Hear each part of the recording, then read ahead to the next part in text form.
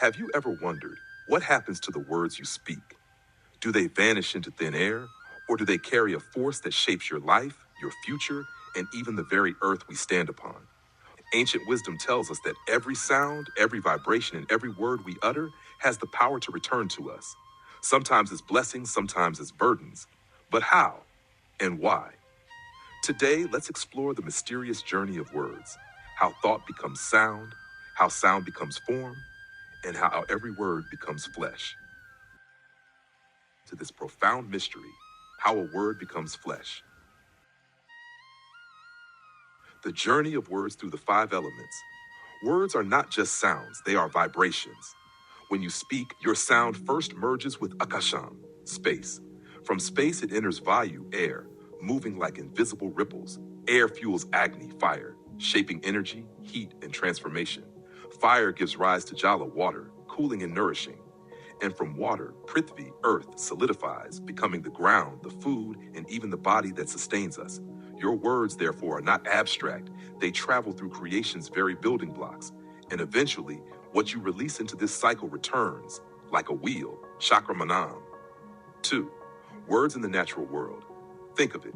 Your laughter, your anger, your prayer, your blessing. Couldn't they stir the air, influence the clouds, shift the energy of sunlight? Even the food on your table, cooked or raw, may carry the subtle imprint of words spoken in its presence. Nothing vanishes. Every vibration is stored in the fabric of creation. One day, it finds its way back to you. 3. The Earth's 5 qualities. Earth, the final element, carries 5 qualities. Sabda, sound. Rupa, form. Rasa, taste. Gandha, smell. Sparsha, touch.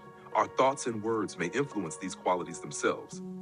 Imagine your words today may shape the taste of tomorrow, the form of life to come, the very ground that nourishes you. Have 4. Words as living forces. Every word carries your manas, your mind, your inner self.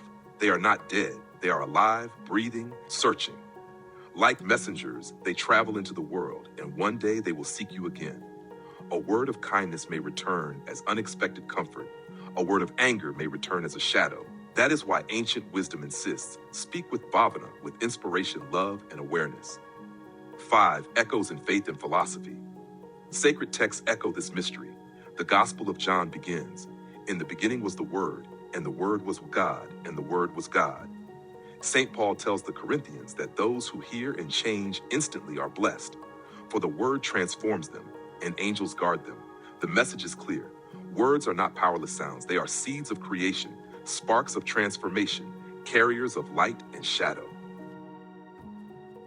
So, does every word become flesh? Yes. Every thought births a word. Every word takes form, and every form returns to us, shaping who we are and who we are becoming. That is why our words must be spoken with inspiration, compassion, and awareness.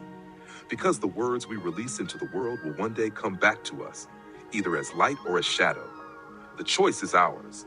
Will your words create a world of harmony and healing, or will they return as echoes of pain?